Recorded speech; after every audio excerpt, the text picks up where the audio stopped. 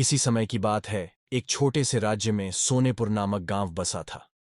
ये गांव साधारण सा दिखता था, लेकिन इसके बारे में कई रहस्यमयी कहानियां मशहूर थीं।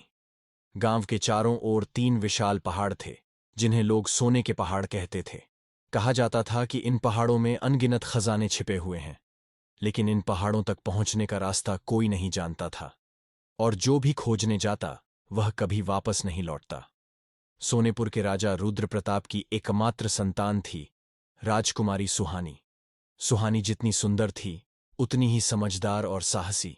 वह अपने राज्य के लोगों की भलाई के लिए हमेशा तत्पर रहती थी। सुहानी को बचपन से ही सोने के 3 पहाड़ों की कहानियां सुनने का शौक था। जब भी कोई बूढ़ा व्यक्ति इन पहाड़ों का जिक्र करता, वह ध्यान से सुनती और मन ही मन ठान लेती कि एक दिन वह इन पहाड़ों का रहस्य सुलझाएगी। एक दिन महल के पुस्तकालय में सुहानी को एक पुरानी किताब मिली। किताब का नाम था सोने के पहाड़ों का रहस्य। उसमें लिखा था कि इन पहाड़ों तक पहुंचने के लिए 3 चुनौतियां पार करनी होंगी। पहली चुनौती थी सच्चे मन से सत्य का अनुसरण। दूसरी थी त्याग और बलिदान की परीक्षा।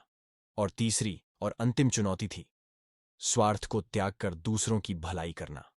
पुस्तक में लिखा था कि जो भी इन 3 चुनौतियों को पार करेगा, वही सोने के 3 पहाड़ों का स्वामी बनेगा। लेकिन जो असफल होगा, वह कभी लौट कर नहीं आएगा। राजकुमारी सुहानी ने ठान लिया कि वह इन चुनौतियों का सामना करेगी। उसने अपनी योजना किसी को नहीं बताई, केवल अपनी दासी कावेरी को भरोसे में लिया। कावेरी उसकी सबसे करीबी दोस्त भी थी। दोनों ने कुछ आवश्यक सामान लिया और सूरज उगने से पहले यात्रा पर निकल पड़ी। पहली चुनौती, सत्य का अनुसरण। कुछ दूर चलने के बाद उन्हें एक अंधेरी गुफा मिली। गुफा के बाहर एक साधु बैठे थे। उन्होंने कहा, इस गुफा में जो भी प्रवेश करेगा, उसे अपने जीवन की सबसे कड़वी सच्चाई का सामना करना होगा। अगर तुमने उस सच्चाई को स्वीकार किया, तो गुफा तुम्हें आगे जाने देगी। सुहानी ने गहरी सांस ली और गुफा में प्रवेश किया। अंदर गहरा अंधेरा था, लेकिन अचानक चारों ओर प्रकाश फैल गया। सुहानी को अपने पिता का चेहरा दिखा। एक आवाज आई, तुम्हारे पिता ने सोनेपुर के कई गरीब किसानों की जमीन जबरन छीन ली थी। क्या तुम इस सच्चाई को स्वीकार करती हो? सुहानी के मन में तूफान उठ खड़ा हुआ। वह अपने पिता को आदर्श मानती थी, लेकिन यह सच्चाई उसे झकझोर गई। कुछ देर सोचने के बाद उसने कहा, मैं इस सच्चाई को स्वीकार करती हूं, लेकिन मैं यह भी वचन देती हूं कि मैं उन किसानों को न्याय दिलाऊंगी। गुफा का दरवाजा अचानक खुल गया और सुहानी पहली चुनौती पार कर आगे बढ़ गई। दूसरी चुनौती, त्याग और बलिदान। गुफा के बाद एक हरे भरे जंगल का रास्ता आया।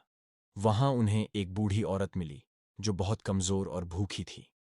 उसने सुहानी और कावेरी से खाना मांगा। उनके पास केवल 2 रोटियां थीं, जो उन्होंने यात्रा के लिए रखी थीं। कावेरी ने झिझकते हुए कहा, अगर हम ये रोटियां दे देंगे तो हम खुद भूखे रह जाएंगे। सुहानी ने कहा, हम अपनी भूख सह सकते हैं, लेकिन इसे ऐसे ही नहीं छोड़ सकते। उसने दोनों रोटियां उस बूढ़ी औरत को दे दीं। जैसे ही औरत ने रोटियां खाईं, वह अचानक एक परी में बदल गई। उसने कहा, तुमने अपनी भूख और आराम का त्याग कर मेरी मदद की। यह त्याग ही तुम्हारी सबसे बड़ी परीक्षा थी। दूसरी चुनौती पार हो गई। अब आगे बढ़ो। तीसरी चुनौती, स्वार्थ का त्याग। जंगल के बाद उन्हें एक पहाड़ी नदी मिली। नदी का पानी चमचमाता हुआ सोने जैसा दिख रहा था। नदी के किनारे एक विशाल वृक्ष पर कुछ पक्षी बैठे थे, जो जोर जोर से चिल्ला रहे थे। सुहानी ने ध्यान दिया तो समझी कि पक्षी नदी का पानी पीने की कोशिश कर रहे थे, लेकिन वह पानी जहर में बदल चुका था। अचानक नदी के पास एक सुनहरी मछली प्रकट हुई। उसने कहा, यह नदी तब तक जहरीली रहेगी जब तक कोई इसके सभी सोने को त्याग नहीं देगा। लेकिन ध्यान रखना, यह सोना वही त्याग सकता है जो खुद लालच से मुक्त हो। सुहानी ने अपने पास रखा एकमात्र सोने का हार, जो उसकी मां की अंतिम निशानी था, नदी में डाल दिया। नदी का पानी तुरंत साफ हो गया और पक्षियों ने खुशी खुशी पानी पीना शुरू कर दिया। मछली ने कहा, तुमने अपनी सबसे कीमती चीज का त्याग किया। तुमने यह साबित कर दिया कि तुम्हारा दिल स्वार्थ और लालच से मुक्त है। तीसरी चुनौती पूरी हुई। तीनों चुनौतियां पार करने के बाद सुहानी और कावेरी सोने के पहाड़ों के पास पहुंची। वहां 3 विशाल द्वार थे। जैसे ही सुहानी ने उन्हें छुआ, द्वार अपने आप खुल गए।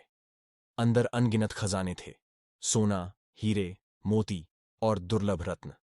लेकिन साथ ही वहां एक तख्ती पर लिखा था, यह खजाना केवल उन्हीं के लिए है जो इसे जन कल्याण के लिए इस्तेमाल करेंगे। सुहानी ने वचन दिया कि वह इस खजाने का उपयोग गरीबों और जरूरतमंदों के लिए करेगी।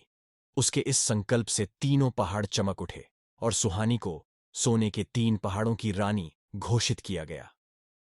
राजकुमारी सुहानी ने वापस लौटकर अपने पिता से किसानों की जमीन वापस दिलाई। सोने के खजाने से उसने गांवों में स्कूल, अस्पताल और कुएं बनवाए। सोनेपुर का हर व्यक्ति सुखी और समृद्ध हो गया।